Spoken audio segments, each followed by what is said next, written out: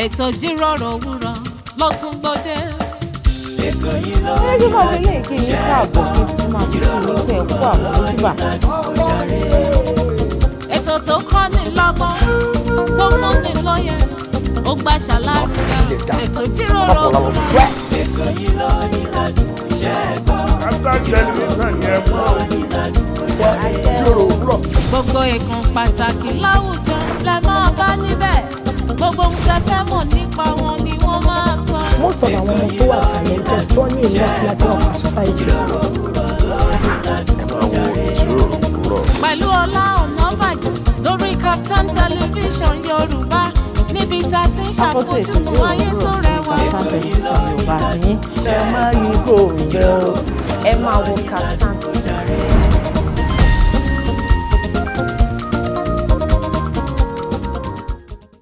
bàbá mi ẹ ṣé o ayérayé ẹ ṣé ẹ mọ̀ kú tọ́jú mi mo ní ẹ ṣé ọlọ́run nínú ọ̀run ẹ ṣé ẹ ṣáà kú tọ́jú mi mo ní afẹ́fẹ́ tí mo fẹ́ símú ìtọ́jú ní bàbá mi mo mọ̀ ọ́ lóore ẹ mọ̀ kú tọ́jú mi mo ti jí lówùúrọ̀ ìní mo gbápá mi ó ṣe é gbé mo gbẹ́sẹ̀ mi ó ṣe é gbé ìtọ́jú ní bàbá mi mo mọ̀ ọ́ lóore mo ní bàbá mi ẹ ṣé o ògbénú wúndé aṣọlá ògbénú ọmọ ènìyàn fọhùn paríparí ọlá porogodogo ẹ mọ̀ kú tọ́jú àwa mo ní ṣáà mọ́ tọ́jú wa lọ a ó mọ̀ yàn ọ́ ni ṣáà máa kẹwàá a ó máa gbé ọ̀gá ni lójoojúmọ́ ayé kábíyèsí ẹ ṣé ẹ kú tọ́jú wa ẹ ṣé ọba àgbàlagbà oyè ẹ ṣé àwọn ọ̀rọ̀ méjì fáyọ̀ bí ò ṣe ọpẹ́ nítorí pé a mọ̀ oore tẹ̀ ń ṣe nínú ayé wa a mọ̀ rírì ribiribi yín lórí ayé wa a mọ̀ bó ṣe pọ̀ tó a mọ̀ bó ṣe dùn tó nítorí wọ́n pé bó bá délé ìwòsàn wàá mọ̀ pọ̀rọ̀ ẹ̀ tọ́pẹ́ ẹ jẹ́ àgbé ẹjọ́ wẹ́wẹ́ lẹ̀ jẹ́ àgbé àròyé lẹ̀ kájọ gbóhùn ọpẹ́ sókè ká máa yin Elédùmarè bàbá tó tún ti ṣọ́ wa padà wá sórí ètò Ijiroro Owuro lóòrè ní lórí Startimes Television Yorùbá àti yín orúkọ tèmi ò tí yí padà Ola Onabajo ayálúwa ṣe ńlá fún mi aláṣàkẹ́ ẹ̀tì yín gangan ẹ sì mọ̀ pé tá a bá ti dé sórí ètò Ijiroro Owuro báyà wà tí àwọn gbajúgbajà àwọn onímọ̀ àwọn oníṣòwò pàtàkì náà lájọ máa ń dé sórí ètò ní tàtújọ sọ̀rọ̀ lẹ́nu àwọn náà ti wà ń kalẹ̀ bẹ́ẹ̀ dẹ̀rẹ́ èmi àti èjìmí náà lájọ dé sórí ètò lóòrè ni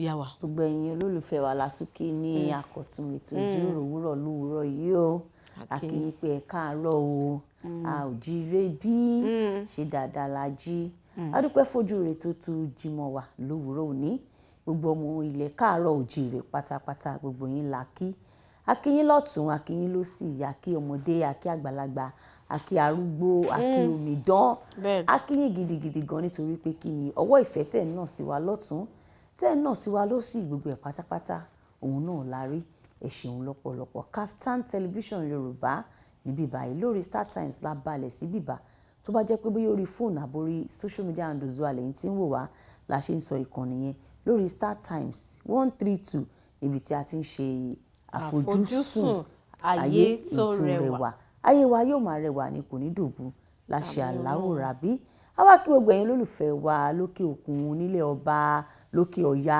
gbogbo yín pátápátá ẹ ṣeun ẹ kú ìfẹ́ wa lọ́pọ̀lọpọ̀ ìgbà gẹ́gẹ́ bí èjìmí ti mẹ́nu bàálẹ̀ nǹkan pé lórí ètò yìí ni a ti ń bá àwọn ọ̀jọ̀gbọ́n pàdé àwọn onímọ̀ tí wọ́n mọ ohun tí wọ́n ń ṣe dáadáa ní apá ibi tán bá wà òṣèré ni gbajúmọ̀ ni gbajúgbajà ni oníṣòwò ni oníṣẹ́ ọwọ́ ni gbogbo ẹ̀ pátápátá complete package àwa kí n fún yín lófo kí n mú òpè wá fún yín èyí tí àmú ẹ kún fún omi ọgbọ́n la máa mú wa láṣẹ Ọlọ́run ọba mi òkè tó ní òtún ní yàtọ̀ nǹkan kan ṣoṣo tó fi máa mú yàtọ̀ ni pé a tún máa mú omi ọgbọ́n ju tàtẹ̀yìn wá lọ Yétúndé Adéyẹmọ lórúkọ tèmi èmi lọmọ wọn lóńdó òkè àgbà àkókò nílé bàbá tó bí mi lọ́mọ èmi lọmọ Àgbógbómọ̀jà ọmọ àtòrí ìlẹ̀kẹ̀ dólùkọ Ọ̀yọ́ dúdú yẹmi lórúkọ bàbá mi lóńdó lókè àgbà àkókò èmi láya wọn ló mú Èkìtì ó yá ẹ wá nǹkan fìdílé kẹfẹ̀yìntì ká sì jọ rìnrìn àjò ìjíròrò òwúrọ̀ lówùúrọ̀ yìí nígbà tí èjì mi máa máa tọ́kùn tèmi náà sì máa kín lẹ́yìn láìpẹ́ ẹ fi ojú gan ni àlejò wa ẹ ṣeun lọ́pọ̀lọpọ̀. ó ṣeun ìkejì mi pa tó tónù látàárọ̀ gbogbo yín pátá tẹ wá ní pàtí kí yín pé ẹ kú àmójúbà ètò ìjíròrò òwúrọ̀ lọ́jọ́ tèmi ẹ kú àmójúbà ọlá àti ayọ̀ lọ́dẹ yín ọlá àti ayọ̀ kúkú nífẹ̀ẹ́ ọ̀dẹ yín sílẹ̀ láṣẹ Ọlọ́run ọba àmín bẹ́ẹ̀ ni kọrin ni ọlá àtayọ̀ bẹ́ẹ̀ ni àwa gan tá à ń jẹ orúkọ yẹn gan àmọ́ rírì ẹ̀. àmọ́ ọ̀rọ̀ mọ̀rọ̀ kékeré tá a máa fi ṣe wa létí lóore ni ó la máa pe àkórí ẹ̀ ní ìjáfara ó léwu. ó léwu o. ewu ni. lọ má jẹ́ àkóso páńpẹ́ ayé. bẹ́ẹ̀ ni ìjáfara ó léwu ní gbogbo ibi tá a bá wà pátápátá ní gbogbo ibi tá a bá ti bára wa ní gbogbo nǹkan tá a bá ń ṣe ìjáfara ó léwu. Àwọn òyìnbó á sọ pé procrastination àbí it is stealer of time. Àbí nonchalant attitude àìbìkítà àwọn ẹ̀ la lè kó sábẹ́ ìjáfara torí ẹni tá a bá sọ pé ó ti níwà ìjáfara èèyàn tí ò ka nǹkan kún tó ní mẹ́lẹ́ tó jẹ́ pé gbogbo nǹkan tó bá yẹ kán ṣe wọ́n máa fọwọ́ aago ẹ̀ sẹ́yìn wọ́n máa tún ṣe létà. tó bá ti yá ẹ jẹ́ kí ṣọ́ọ̀bù tí mo fẹ́ gbà yẹn mo fẹ́ kó wà nígboro níbi tó lajú dáadáa owó tó wà lọ́wọ́ mi ò tí ì tó. bẹ́ẹ̀ ni bàbá ní opportunity kan sáré yọ ń bì báyìí sáré wá take advantage ẹ̀ mi máa lè ráyè mo mà ní customer mo mà ní client mo mà ní kinní kan meanwhile opportunity tán ló yọ yẹn ó mú adúrú nǹkan tó máa ṣe fún ẹ adúrú oríṣiríṣi tó máa ṣe o ní client good but you can manage it okay o client màá gbà yín o opportunity lè jẹ́ kí n sáré mú mọ́ o káṣá gbogbo ẹ̀pọ̀ kó ṣe kí kó di odidi. àwọn àkọ́kọ́ rẹpẹtẹ lórí ìkànnà. Bá ti tètè sọ. Tètè sọ kí ni. Ó ní ọkọ mi máa ń sọ̀rọ̀ kan lọ́jọ́ kan á ní ìwọ ń tiẹ̀ kò sí nóònù dictionary. Yẹ́sì ni. Gbogbo iṣẹ́ tó bá ti pè é fún báyìí. Nígbà tí ó ṣe pórí èèyàn kú ṣé láyé ta tiẹ̀ wà ilé èèyàn máa jókòó ti nǹkan ló máa tẹ̀ bàtí ló máa rọ̀pọ̀tọ̀ tí. Pẹ̀lú bí gbogbo ẹ̀ ṣe ń lọ dáadáa. Ṣé rí yìí tó da yìí ká má sọ̀dà kejì ẹ̀. Bẹ́ẹ̀ ni o. Ó ní ó tiẹ̀ kò sí nóònù dictionary tiẹ̀. Mo ní ṣàmọ́jọ́ tí kìíní yẹn máa ṣẹlẹ̀ ṣàmọ́ ibi tí ìyanu yẹn máa ti ṣẹlẹ̀. Tó gbà tó dẹ̀ yẹ pé èèyàn ti mọ ọ̀nà bó tóun máa gbà tó máa fi mú wànù mọ́tù. Bẹ́ẹ̀ni tó máa di tírì. tí jáfara dẹ̀ léwu tó léwu ewu gidi. àwa máa gé kàbámọ̀ pé wọ́n dẹ̀ fi kíní yẹn lọ mí. ṣé bí nǹkan kan náà rí lára ẹ̀ tán fi lọ ẹ̀. ìyẹn gan ló yẹ kó wọ́n dẹ̀ wò ó pé mo lè ṣe kíní yìí. ṣé kíní iná ṣe fi lọ mí. ọ̀pọ̀lọpọ̀ decisions ló yẹ káwọn èèyàn míì ti make kán yẹ kí wọ́n ti ṣe tipẹ́tipẹ́ tí wọn ò ṣe wọ́n wá ń gé kàbámọ̀ jẹ. bẹ́ẹ̀ ni nígbà tó ti fi jáfara wọ́n ti fọwọ́ yẹ̀bùkẹ́ mu. wọ́n dẹ̀ sọ fún mi o ẹlòmíì mistake tẹ́lòmíì dẹ̀ máa ń ṣe àwọn èèyàn tó máa ń pè wọ́n sí àwọn àkíyèsí nǹkan kan wọn afojú di wọ́n. before nǹkan pé nǹkan tó ń sọ yẹn kò rò jinlẹ̀ ṣé kinní kan lè lè work gidi kan lè jáde láti irú bíbáyìí. so àìlákíyèsí nonchalant attitude àìjáfara gbogbo ẹ̀ báyìí ewu lágidi. ewu ni ẹ dákun ní gbogbo ibi tí ẹ bá ti ń wò wá tẹ̀ tí ń gbọ́ wá ẹ jẹ́ ká mọ̀ pé ìjáfara ó léwu gbogbo nǹkan tí wọ́n bá pè wá sí ṣé o mọ̀ yí pé wọ́n lè pe vendor méjì fún iṣẹ́ kan iṣẹ́ tabua èmi tiẹ̀ ti rí ẹnìkan wọ́n fẹ́ gbé fún nítorí pé àwọn ti ní ilé iṣẹ́ tó tóbi dáadáa tó yẹ pé àwọn náà capable bọ̀ ibi tán ti ń ṣe sìnsìnsìn tán ti ń ṣe interrogation àwọn méjì náà jọ wà nídìí ẹnìkan pẹ́ nìkan ṣùgbọ́n ẹnìkejì tí òun tó sì nílò iṣẹ́ ó yà jáfáfá kíákíá ló ti ṣe ó ti káràmásìkì ó ti sáré ṣe gbogbo nǹkan tó yẹ kó ṣe ó ti sáré ṣe gbogbo proposal ó ti send ẹ̀ wọ́n á defend ibi tán ti lọ defend ìyẹn ti dé látago 7 ẹnì kejì ṣe ń wọ́bọ̀ ní aago 12 nígbà tó máa fi dé ó bá tọ́ ti àwọ́dù iṣẹ́ fún ẹni tó ti dé nígbà tó máa gbọ́ oyè iṣẹ́. ìyẹn gangan ló ń ṣe wá ìṣòwò amúlẹ́sẹ̀ ó learn the hard way. bẹ́ẹ̀ ni àwọn ẹni tí ó wá gbé fún èdè kan ló pè ní madam Ijafara léwu ẹ̀yin gangan ló yẹ ká gbéṣẹ́ yìí fún ṣùgbọ́n gbà tẹ́ ti tètè dé wá dùn tó roye hundreds of millions iṣẹ́ yẹn ó ti learn gan. tó dẹ̀ jẹ́ pé in fact irú iṣẹ́ yẹn ní ilé iṣẹ́ wọn yẹn gan tún wá nídìí láti tún fi gòkè àgbà next step tí wọ́n fẹ́ gùn.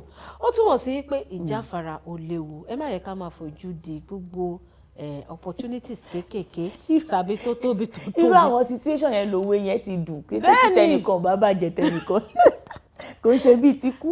bẹ́ẹ̀ ni kò ń ṣe bíi ti kú. ẹni ẹlẹ́ni tóun tán ti ń gbàdúrà Ijafara yẹn ká ní wọ́n jọ dé lásìkò kò lè já mọ́ èkejì lọ́wọ́ torí gbogbo qualifications tí wọ́n ń wá ọ̀dọ̀ ẹ̀ ló wà Ijafara yẹn lọ́lọ́run fi àjùlọ hàn. bẹ́ẹ̀ ni tó fi fún ẹlòmíì pé òun gan tiẹ̀ ti rò pé lẹ́yìn ọmọ kò sọ́mọ mọ́ wọn tiẹ̀ lè fẹ́ lòmíì bí tó ti ń rira ẹ dákun gbogbo bí tàbá ti bára wà pátápátá Ijafara ò léwu tá a bá ní ká máa túṣu désàlẹ̀ kòkò ká máa ṣe àpèjúwe mo ti rí ẹni tó fẹ́ fọ́kọ rí níbi tó ti ń ṣe sìnsìn báwo òun gbà bóun ò ní gbà àbí báwo. òun gbà òun ò ní gbà kọ́ kí ló tiẹ̀ ló ṣẹlẹ̀ náà àwọn méjì ni ṣùgbọ́n ìwọ̀n tiẹ̀ náà ló kún jù níbi tí ó ti ń ṣakọ tó ti ń ṣe kìíní kan. so that means pé tòótọ́ nìkan tí bàbá yẹn sọ fún wa lọ́jọ́ yẹn pé kéèyàn kóbìnrin má máa fi falẹ̀ jù. bẹ́ẹ̀ ni má Ijafara ó lè máa rò ó Ijafara léwu tí bàbá ní kí ni. ẹni tí mo sọ ìlú òyìnbó ló ti dé bó ṣe na wọn gan next tàbí. ọmọ ọlọ́mọ níbi tóun ti ń ṣe àdúrà ẹ ti gbà. ẹ dákun mo kàn tún lọ sí áńgù bẹ̀yẹn ni ká má wò ní áńgù iṣẹ́ nìkan ní gbogbo ibi tá a bá ti bára pátápátá Ijafara ò léwu. ẹ kú kalẹ̀ lọ́dẹ̀ à ń padà bọ̀.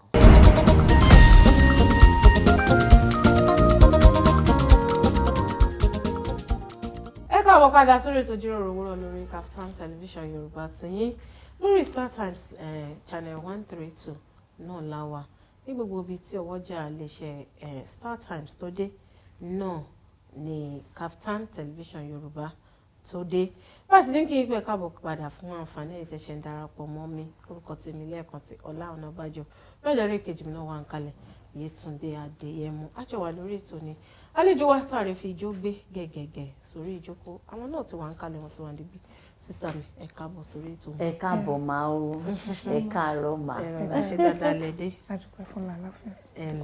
ẹ máa bá wa gbé ohùn sí òkè dáadáa. ẹ má lo bedroom voice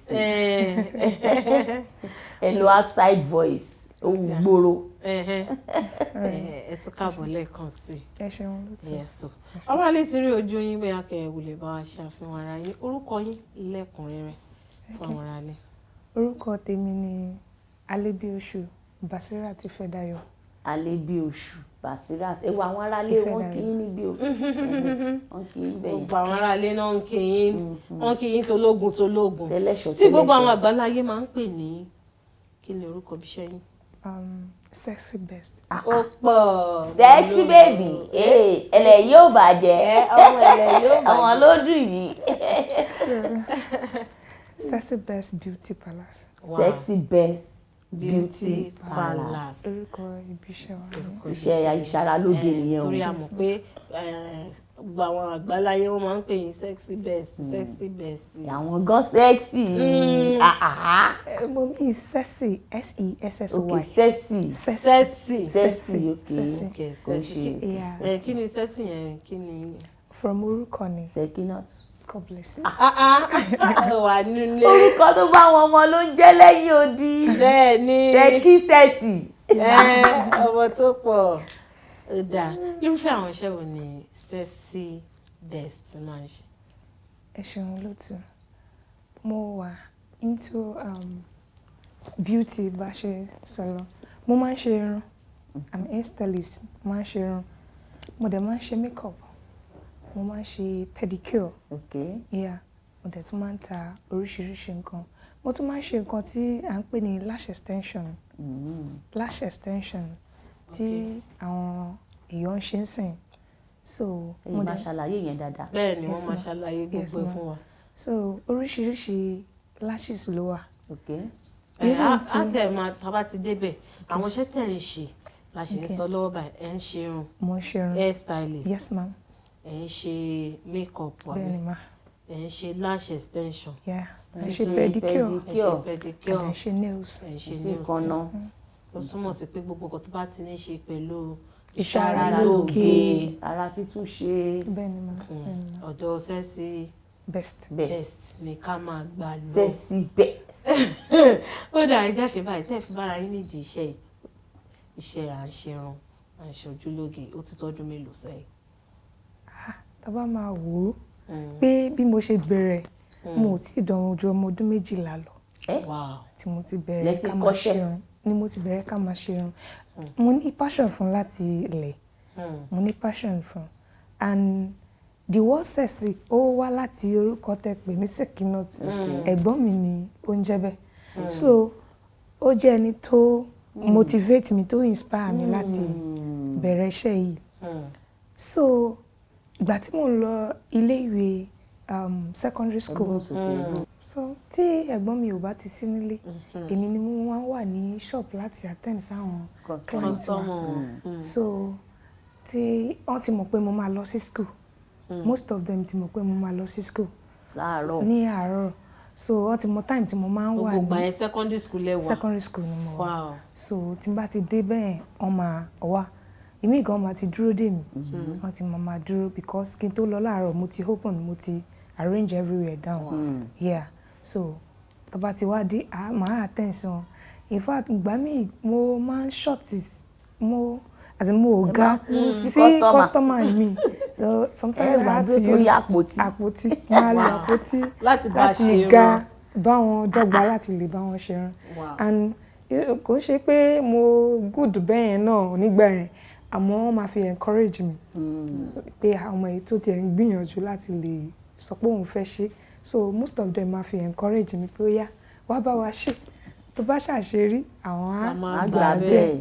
So bí wọ́n ṣe fi ń encourage mi so ó fún mi ní ìwúrí láti sọ pé mo fẹ́ tẹ̀síwájú nínú ẹ̀. So ìgbà tí ó yá tí mo máa fi ṣetán pẹ̀lú secondary school mo kọ́ ní èèyàn dúró dé admission. So mo intensify effort mi lórí ẹ̀ láti lè mọ àwọn kankan míì sí. So àwọn wo lẹ mọ̀ sí nígbà yẹn. So àwọn nǹkan tí mo tún mọ̀ sí ni pé Ghana weaving jáde nígbà yẹn yàtọ̀ sí normal weaving tá máa ń mú attachment láti lẹ̀ mú lọ sẹ́yìn tó máa fa irun orí èèyàn láti wájú ó dẹ̀ máa ń cut irun. So mo tún mọ ìyẹn sí àti bí èèyàn ṣe ń knit braids dáadáa tó tún máa jọjú tó máa knit yàtọ̀ débi pé èèyàn á lè gbé pẹ́ dáadáa. So nǹkan tí mo ṣe ní gbogbo gbà tí mo fi ń dúró láti wọ iléèwé gíga nìyẹn.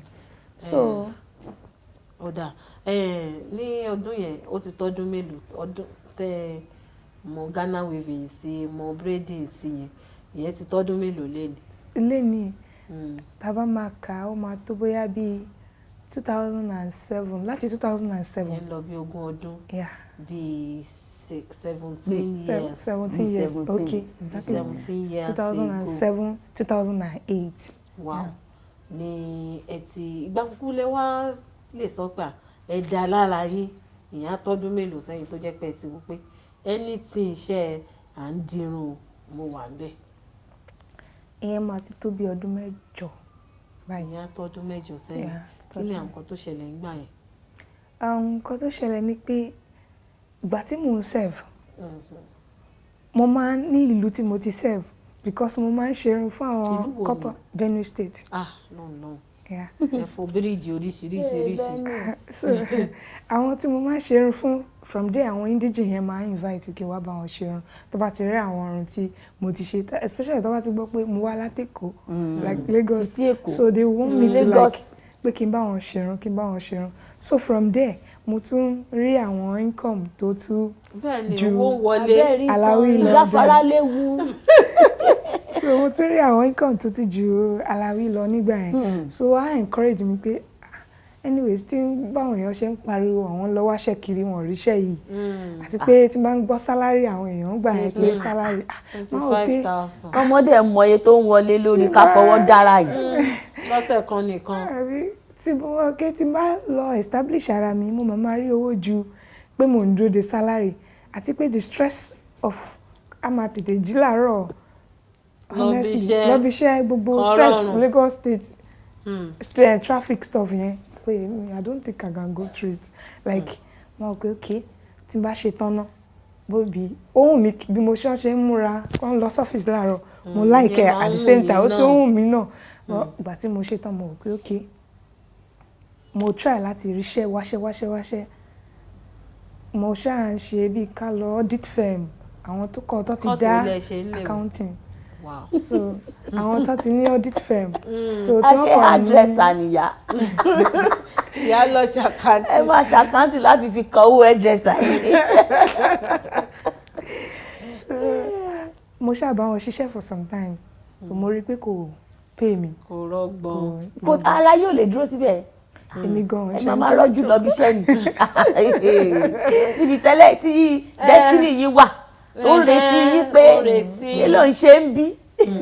ẹ fi wá wò pé kẹrẹ ní ṣọ́ọ̀bù títí yín ṣé ìgbà tẹ́ máa ní ṣọ́ọ̀bù yẹn irun nìkan lẹ ṣe ń dí.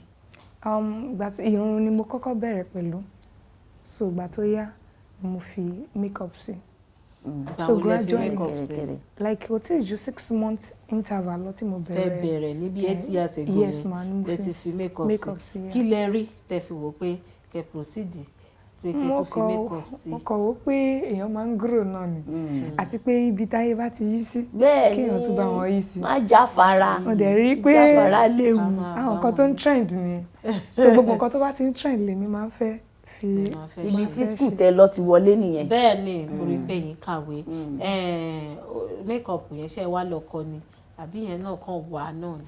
yeah makeup bí mo ṣe sọ mo ní passion for a lot of things láti lẹ̀ so gba tí mo ti rí makeup tí I love to do makeup like it's like a passion when I started mo nǹkan tó téèyàn bá ti ń ṣe tó bá ti ń dàbí pé kò ń sú kò ń rẹ̀ ó kọ́ lè máa ṣe lọ so when I started nílé mo wò pé I love doing this thing so mo kàn intensify effort mi lé lórí and mo tún máa ń lọ fún upgrade máa ń lọ fún upgrade so bí mo ṣe ń ṣe makeup mi. ẹ tún sọ̀rọ̀ kìíní lẹ́ẹ̀kan lashes extension ìwo náà ń pè bẹ́ẹ̀. lash extension ni àwọn tó tún ṣe ń sìn tó tún gbòde ń sìn nìyẹn so yàtọ̀ sí oní gbèsè tí ẹ̀yin ń lò yìí ready made gbèsè ni ready made ni ẹ̀yin lò yìí bóyá ẹ bá sọ̀rọ̀ yìí so ẹlẹ́yọ kọ̀ọ̀kan ni eléyìí tó jẹ́ pé ó máa ń look natural. Okay. Ó máa look, that's just it. Ó máa look natural lójú àwọn èèyàn. Ó máa dàbí pé irun ojú yín gangan ni. So nǹkan tí ó dẹ̀ máa tún pẹ́ lójú ju. Ó máa ń lo bí ọdún mélòó. No, ó máa ń lo bí 3 weeks. Bí ọ̀sẹ̀ mẹ́ta. Sóṣù kan. Ó dẹ̀ máa look natural. Kò ní wúwo. Kò ní wúwo. Kò dẹ̀ ní yọ lójú. Kò dẹ̀ ní yọ téèyàn bá wẹ̀ náà. Téèyàn bá ẹ lè nǹkan tó wà níbi tòun ni pé ẹ lè máa da omi sí lọ dáadáa ẹ lè da omi sí. àṣé ìwà ní fojú sáà ní wẹ̀ ni ẹ máa clean ojú yẹn irọ́ o tá bá fẹ́ wẹ̀ àní fomi sójú. èmi sì fẹ́ sọ yí pé àlejò wa wọ́n máa ṣèlérí pé àwọn máa ṣe lash extension fún Ọlá o àti Ayọ̀ o ṣùgbọ́n ibi tí a tún já sí yẹn tó lè mi ò lè ṣàlàyé mọ́ fi. no ẹ dúró ṣé àwọn tó wá ń ṣe yẹn ṣọ́ máa ń de ojú tó bá fẹ́ wẹ ojú ni. wọ́n ẹ̀gbọ́n ni wọ́n ti sọ wọ́n ní ẹ máa clean ojú yín like ẹ lè lo wipes. ní fọṣẹ wẹ ojú àní domi sórí. no you can make use ẹ lè lo wipes yín kẹ́ fi sí orí ọṣẹ yín kẹ́ fi clean ojú yín or better still àwọn tó bá ń lo cleanser ó máa help àwọn yẹn náà lè fi. wà ní bomi sójú. but ibi báyìí la máa avoid. Yeah, kó má lọ máa fall off ó lè máa yọ torí glue ṣé glue kan náà la fi ń lò. no òun ní glue títí ẹ̀ lórí tó yàtọ̀ sí normal glue tá a fi ń lò sí ready made glue tọ̀dọ̀ ẹ̀ yàtọ̀. ó dà ká tún máa padà síbi ibẹ̀ yẹn náà tí àsìkò bá gbà wá láàyè ká tó kúrò lórí ètò lénìí.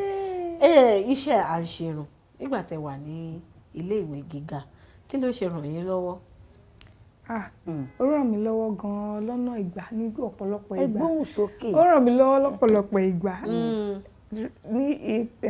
nítorí pé ẹni tí ò bá ti bówó lé tí ò bá ti bọ́lá lé tí ò dẹ̀ fẹ́ ṣe nǹkan tí ò bá ojú mu tí ò tọmọ ọmọlúàbí so nǹkan tó lè fi help ara ẹ̀ náà ní iṣẹ́ ọwọ́.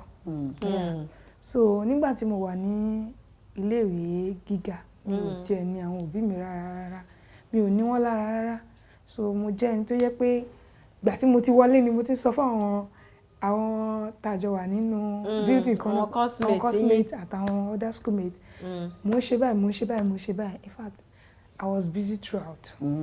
Yeah, because iṣẹ́ mi jẹ́ iṣẹ́ tó yẹ pé èèyàn ò lè ṣe kó má ṣe. Bẹ́ẹ̀ni. Èèyàn ò lè ṣe kó má ṣe irun àzóbìnrin. Ó ti wá já ọmọ school. Ó ti wá já ọmọ school. Ó fẹ́ ṣakọ. Láàrin ọmọ school.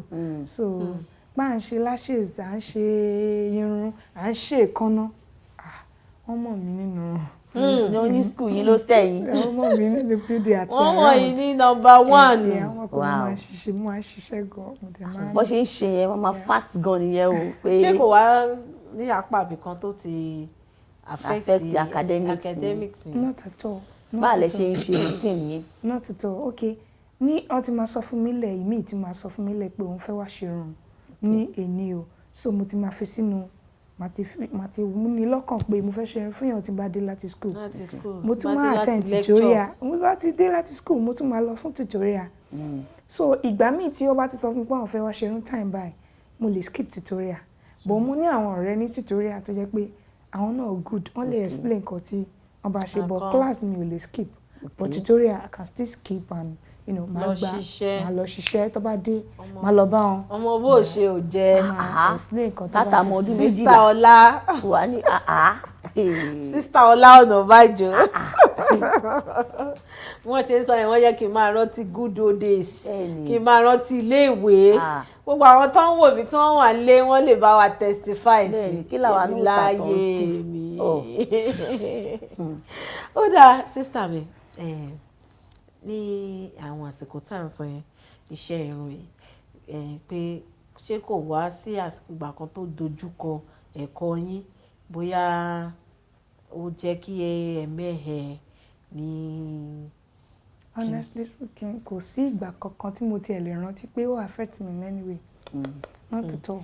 Nítorí ẹ ti fi planning sí. Mo ti fi sí so tí n bá lè ṣe màá sọ fún wọn pé mo lè ráyè ṣe because ẹ mọ̀ pé nínú school gbà yẹn ó máa ní àwọn iṣẹ́ kan tó le. Àwọn náà máa dúró. Ó máa láwọn iṣẹ́ kan tó le àwọn courses kan tó le tẹ́ ò pé ẹ̀ tẹ̀ lè fi ṣeré rárá so tó bá ti jẹ́ course yẹn là ní. tètè wá lọ ṣe accounting ẹ mọ̀ ṣe calculus ẹ mọ̀ ṣe. tó bá ti jẹ́ pé yẹn là ní mo ò ní gba iṣẹ́ kankan for that period tí bá ti dé ẹ má bínú next time máa tẹ̀sí.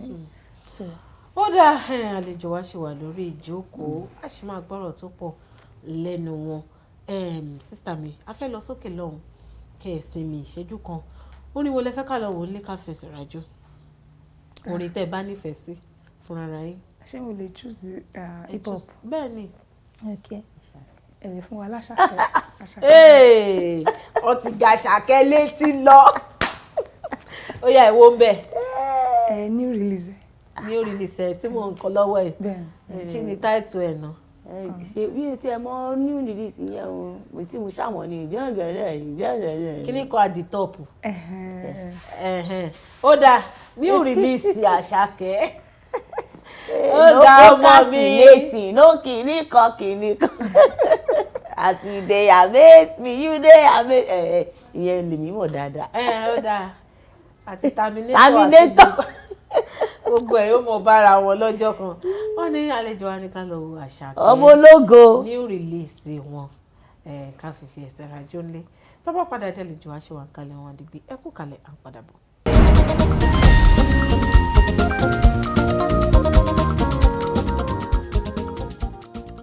káàbọ̀ padà sórí ètò Ijiroro Owuro lórí Kaftan television Yorùbá tẹ̀yìn àwa tí àlejò wa sexy best beauty palace náà lájọ wà lórí ètò lẹ́ni ká fún wọn ní àǹfààní nítorí pé wọ́n wá darapọ̀ mọ́ wa sexy best beauty palace wọ́n wà ní alágbolé nílùú Èkó bíi so àti ṣe ìpolówó ọjà tẹ̀sánwó funfun sọ fún apá àṣẹ àti ẹ̀ nílò ẹ̀ torí ọ̀dọ́ ni wọ́n ọ̀pọ̀lọpọ̀ ọ̀dọ́ ló ń wò wọ́n báyìí tán ní láti kọ́ nǹkan ẹyọ kan tàbí méjì lára àwọn ohun tó ń sọ yìí. bẹ́ẹ̀ni sísá wa lórí ètò lẹ́ni táwọn bá ń sọ pé iṣẹ́ irun tẹ̀lẹ̀ tí mú lọ́kùnkúndùn nípa ẹ̀ ṣe ń gbọ́njú báyìí lẹ́tí pọ́ ọmọdún 12 lẹ́tí ń ṣerun kí ni àwọn kan tẹ̀ ti bá pàdé ń bẹ̀ bóyá bí àdójúkọ nídìí iṣẹ́ irun.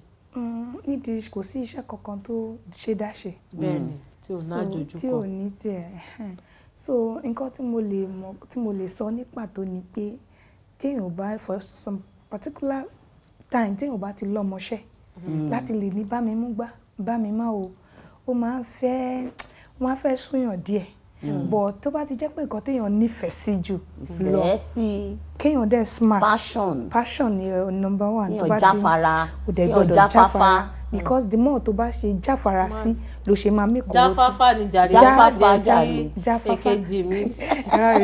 ẹ bá ṣe jáfáfá sí ẹ má jáfara o. ẹ bá ṣe jáfáfá sí ẹ ṣe ti máa mẹ́kọ̀ọ́ sí. so tẹ bá ní ẹkọ dúró sórí irun kan láti àárọ̀ di alẹ́ owó irun kan náà lè máa gbà. so but tẹ bá smart enough láti lè ṣe 1, 2 or 3 things papọ̀. so ẹ máa mẹ́kọ̀ọ́ yín so téèyàn bá ṣe smart sí ló ṣe máa mẹ́kọ̀ọ́ ẹ sí. àwọn àdójúkọ náà mo tún fẹ́ kẹ́ ẹ sọ nídìí iṣẹ́ irun tí ì ṣe irun fún kọ́sítọ́mà kan rí kó ní kẹ́ wá tu òun ò láìkẹ́. mo máa ń gbọ́ ni mo máa ń gbọ́ wọ́n máa ń sọ létí mi wọ́n máa ń ṣe bẹ́ẹ̀ mo dẹ̀ máa ń wo bíi Instagram pé ìkọ̀kan àwọn fọ́nífọ́ní kìtì yẹn so bọ́ pé ó ṣẹlẹ̀ sí mi personally tó wá ní káàtù honestly kò ṣẹlẹ̀ sí mi rí. á jẹ́ ń pé bóyá most of the time ẹ máa ń gbọ́ràn bóyá ẹ máa ń follow up farabalẹ̀ pẹ̀lú client yín bóyá tẹ bá ti ń mọ́wọ́ lọ báyìí wọ́n sọ fún mi pé mi ìfẹ́ báyẹn o. ẹ ní sọ pé ó wà ókè. ó bó ṣe yìí tó ń lò lọ nísìnyí style ni. ẹ mọ̀ pé àwọn client yìí lọ́wọ́ fẹ́ wá fún wa lówó ni kò ń ṣe pé bóyá ọkọ̀ wa ẹ fẹ́ ṣiṣẹ́ fún wọn lásán kọ́ lọ so you have to give them the value for the money tẹ́ fẹ́ gbà lọ́wọ́ wọn. so ẹlẹ́kejì ni pé bẹ́yìn náà ṣe sọ níbẹ̀rẹ̀ ni pé ẹ máa gbọ́ nǹkan tí wọ́n fẹ́ sọ bẹ́ẹ̀ mi ṣe máa ń ṣe tí new client bá wọlé mo máa béèrè kí lẹ fẹ́ ṣe can I see the picture if you have tó bá ti fún mi ní pictures tó fẹ́ fi ṣe irun máa wò dáadáa máa wò pé ṣé nǹkan tí mo lè ṣe ni so tó bá ti jẹ́ nǹkan tí mo lè ṣe tàbí nǹkan tí mo tiẹ̀ ti ń ṣe tẹ́lẹ̀ so kò lè hard fún mi láti ṣe so na I will deliver máa ṣe nǹkan tó bá fẹ́ kí n ṣe fún mi. tó bá jẹ́ ìtẹ́ lè ṣe nǹkan. tó bá jẹ́ pé nǹkan tí mi ò lè ṣe ṣe irun.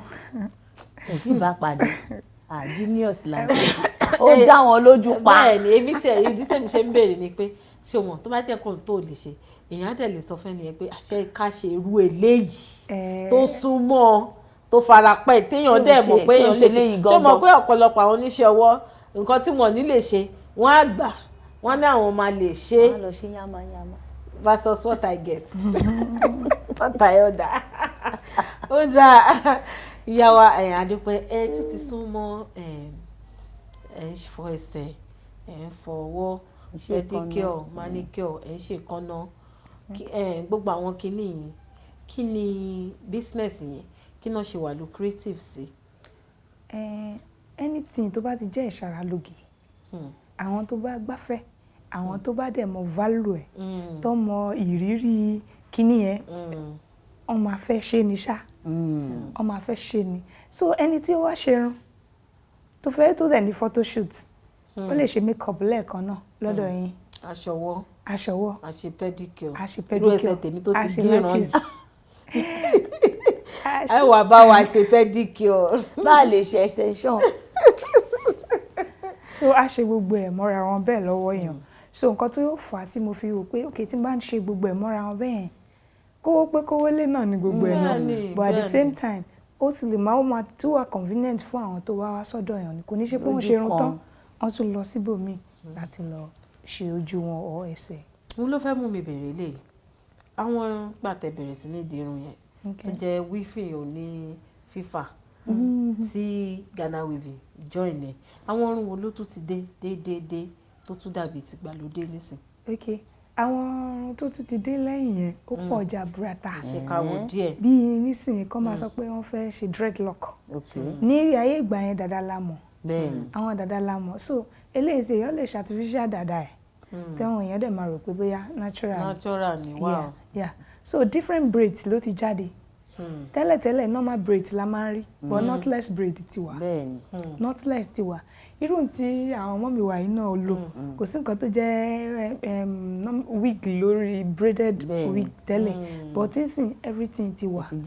Ó tún jẹ́ bí Ghana braided wig tẹ́lẹ̀ normal irú eléyìí ló wà tẹ́lẹ̀. Braided wig tó wà bí kán máa ṣe twisting tiny ones nígbà yẹn but ẹ lè ṣe Ghana weaving lórí wig nsìn. Bẹ́ẹ̀ni lóríṣiríṣi kódà knotless yẹn gan. Yeah, lórí wig téèyàn kàn dé gbé wọ̀ tá dàbí ẹni pé. Sorú àwọn wig yẹn náà gbogbo ẹ̀ náà là ń ṣe à ń ṣe normal wig and then ta wig náà à ń ta wig à ń ṣe wig and then ventilate closure. Tá bá lọ síbi èékánná náà nǹkan àwọn tuntun míì wo ló ti jáde yàtọ̀ sí normal ní plastic ta kàn ń lẹ̀ mọ́wọ́ tẹ́lẹ̀. Bẹ́ẹ̀ni so nísìnyí ẹ máa gbọ́ acrylic nails tó dẹ̀ máa ní oríṣiríṣi designs. So àwọn míì dẹ̀ wà tó jẹ́ pé wọ́n ti design already ẹ máa gbọ́ stick on tó ti wà already made tọkọ̀ máa gbé sí i lọ́wọ́ tó bá dẹ̀ gbé sí i lọ́wọ́ ẹ máa rò pé bóyá wọ́n ṣe ni tó dẹ̀ máa jojú ń gbèsè tó dẹ̀ máa fine gidi kan. So irú àwọn yẹn ń sìn tẹ́ bá ṣe lò ẹ tún lè yọ kẹ́ keep ẹ̀ kẹ́ tún wá tún lò later. Ìyẹn á fayọ. Adé tuntun ló Kò àkìpẹ́ dẹ̀ ṣèyàn léṣe lọ́wọ́. Not at all.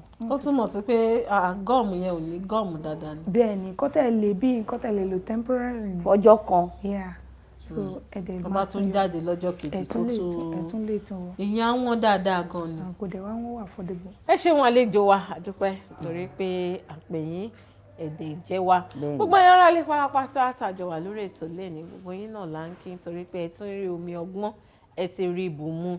Àlejò wa ní oṣù mélòó kan péré èèyàn akọ́ṣẹ́ hairdresser èèyàn akọ́ makeup èèyàn akọ́gbà èèyàn akáwọ̀ kò dẹ̀ ṣe dúró wò bá ṣe ń sọ fún wa wípé ká wá iṣẹ́ ọwọ́ kan mú dání. Ó léwu tó bá ń dúró tó kàn ń wò ó. Bẹ́ẹ̀ ni ó léwu ìjáfara gan léwu ẹ má jẹ́ ká fi ọjọ́ ìgbàlà wa ká fi dá ọ̀la àtúnkẹ́ àlejò wa náà wípé wọ́n ṣeun gan ni. Anirú jù báyìí lọ lórí ètò lẹ́ni èkejì mi jẹ́ ká máa fi eléyìí ìdágbére ní òwúrọ̀ òní káfíìrì àtayọ̀ pàdé lówùrọ̀ ọ̀la. Ẹ lè darapọ̀ mọ́ èmi Ayọ̀ngbénú lórí ẹ̀rọ alátagbà Instagram àti TikTok @ayọ̀ngbénú_alága. Ká má gbàgbé láti fi a máa pè yẹn náà àbí ti àlejò wa. Náà mo fẹ́ sáré mu. Ẹ pàdé Ayọ̀ngbénú lórí ẹ̀rọ alátagbà Instagram TikTok @ayọ̀ngbénú_alága. Ẹ sì lè darapọ̀ mọ́ wa lórí gbogbo YouTube wa @Kaftan Television Yorùbá láti wo gbogbo àwọn ẹ́písòdù ìjíròrò òwúrọ̀ àtàwọn mìíràn tá à ń ṣe ní iléeṣẹ́ Kaftan Television. Ẹ má gbàgbé láti gbé polówó yín wá sí iléeṣẹ́ yìí náà wárawára báyìí lọ́mọ ẹ̀ta ń tà ẹ bàjẹ́ pàdé láṣẹ Ọlọ́run. Yétúndé Adéyẹmọ lórúkọ tèmi káfíìrì àtayọ̀ pàdé láàárọ̀ la ẹ ṣeun lọ́pọ̀lọpọ̀.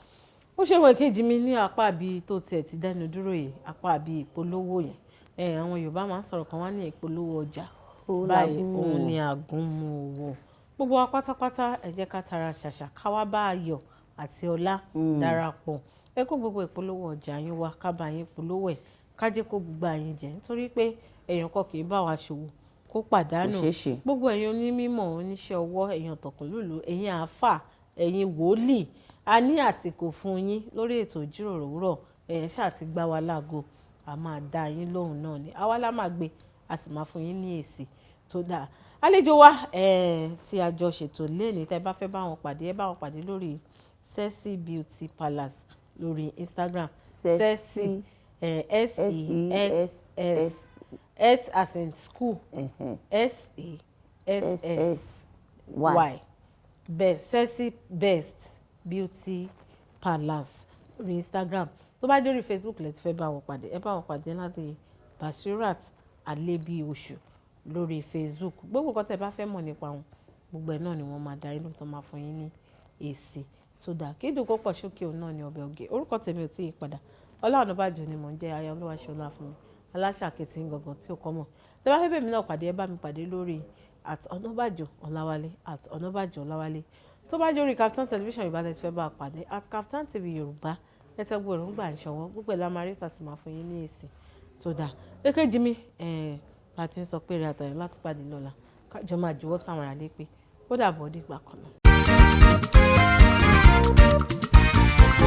ètò ìjíròrò òwúrọ̀ ló tún gbòde. ètò yìí ló ní ilé kí n káàbọ̀ kí n máa fi ìlú ẹ̀kú àmójúbà. ètò tó kọ́ ni lọ́gbọ́n tó fún ni lóye ó gbà ṣàlàyé ètò ìjíròrò òwúrọ̀. ètò yìí ló ní lájú ṣẹ́gbọ́. gbogbo ìkan pàtàkì láwùjọ lẹ máa bá níbẹ̀ gbogbo ohun tẹ́ fẹ́ mọ̀ nípa wọn ni wọ́n máa sọ. most of àwọn ọmọ tó wà talented tó ní ìlú àti láti ọ̀fà society. pẹ̀lú Ola Onabajo lórí Kaftan television Yorùbá níbi tá a ti ń ṣàfojúsùn ayé tó rẹwà. Yorùbá yín ẹ máa rí ibò rẹ o ẹ máa wo Kaftan.